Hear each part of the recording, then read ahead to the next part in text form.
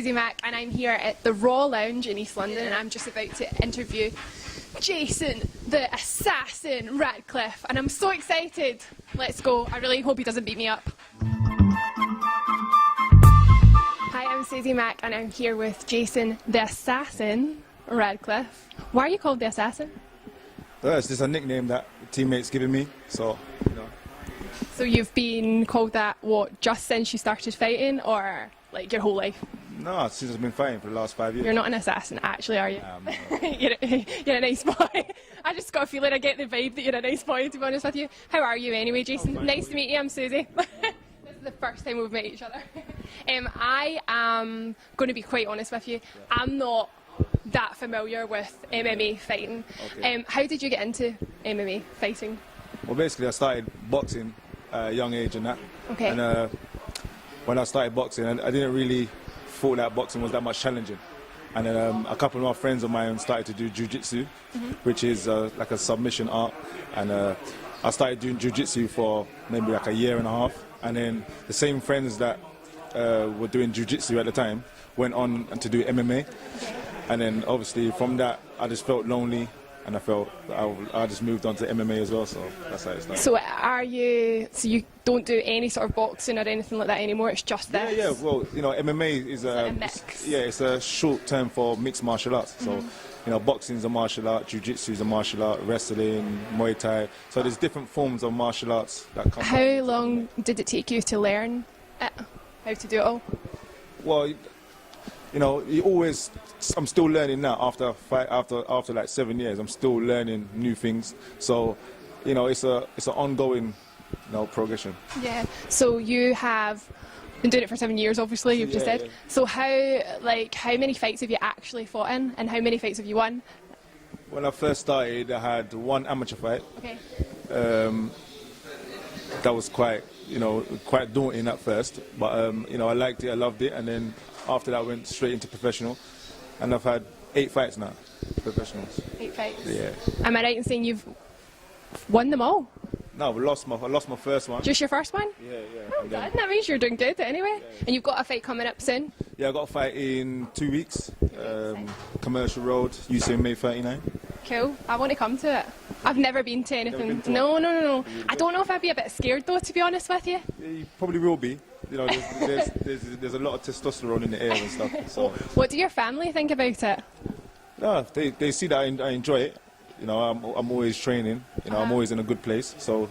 Like, what does your training, like how often do you have to train? Like, what does that entail? Like before a fight, how hard do you have to train? Well, like fighters normally go into camp. So a camp could be 12 to 8 weeks, depending on how their body kind of absorbs certain things.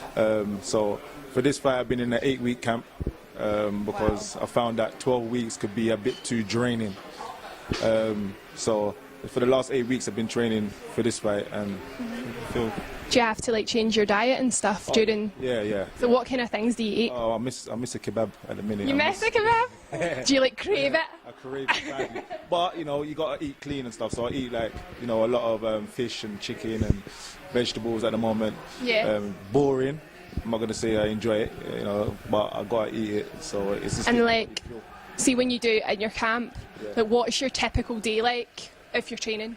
Well, my typical day will be I normally finish work for about 12 o'clock, and then from then I normally go home, get my packed lunch and stuff like that, and I normally go from 1 o'clock to about 11. Yeah.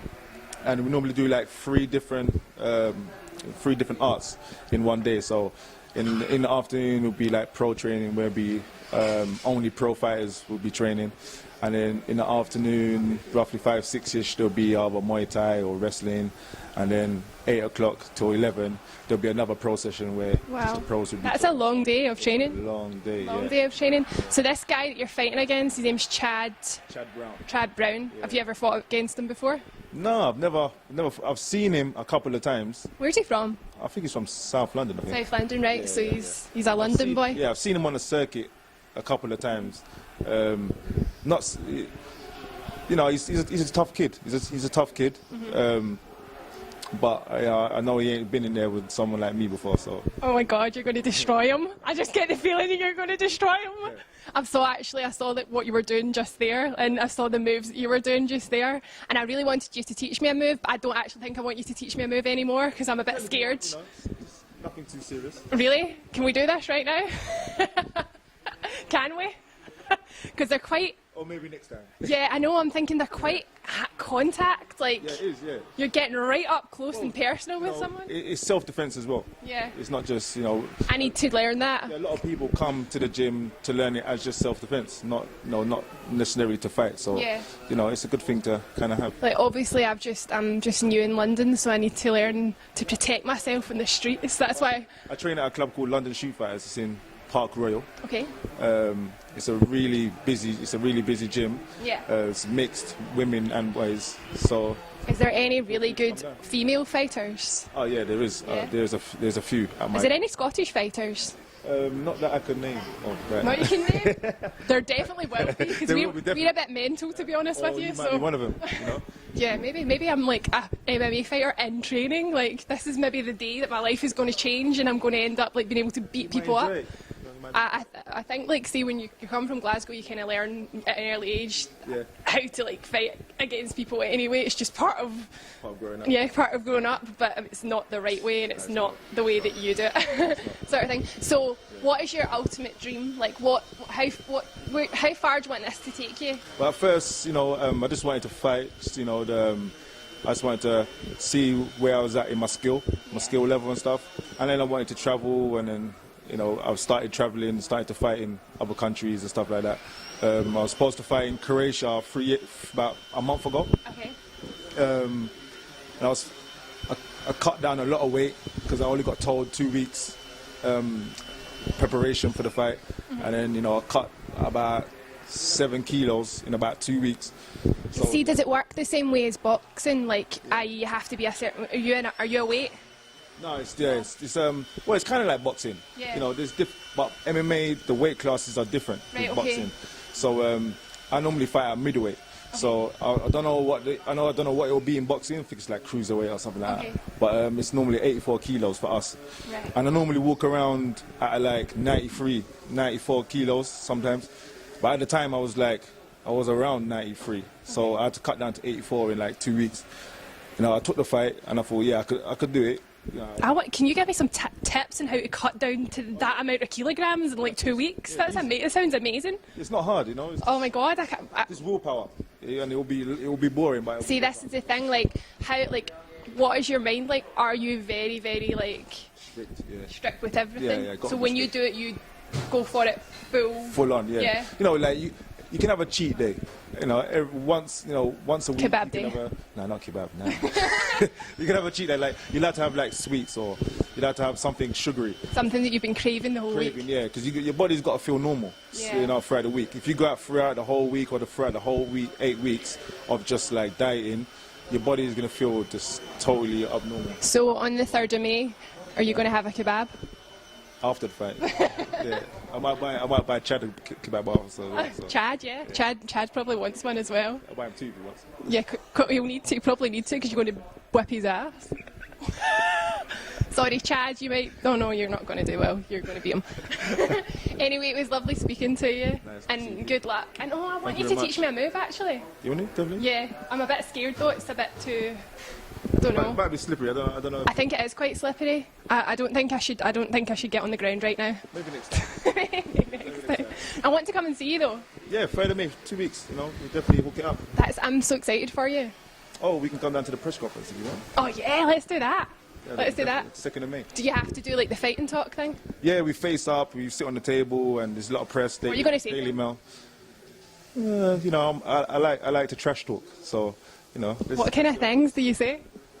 Stuff like, you know, are you ready for my fist to feel, you know, are you going to eat my fist and stuff like that. It's just to wind him up a bit, to see what he does. Some people don't react, some people do. And do you wear, like, I was watching one of your videos today, and you wear a mask when you go in? Yeah, that's just like my trademark thing. Like, The Assassin. Yeah, when people see the mask, they know who's coming. What kind of music do you go into? Like, what kind of music do you listen to? I listen to house music. So. House? Do you play that? Is that your walk-in music? Yeah.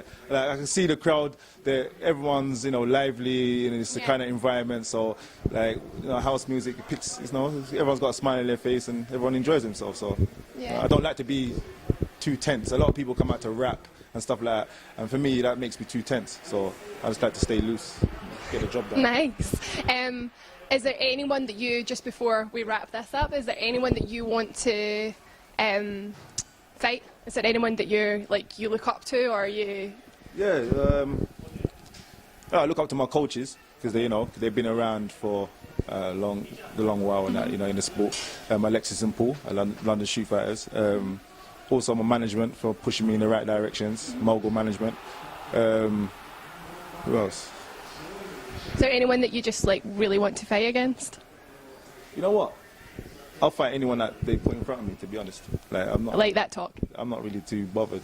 You know what I mean? It's like we both got 2 arms, 2 legs, so anything can happen. You know what I mean? But I'll fight anyone. I want to get to the UFC, which is the top promotion. So it's just slowly but surely get there. You get there. You've got the right mentality to get there. Thank you. You've got the right mentality. Anyway, 3rd of May.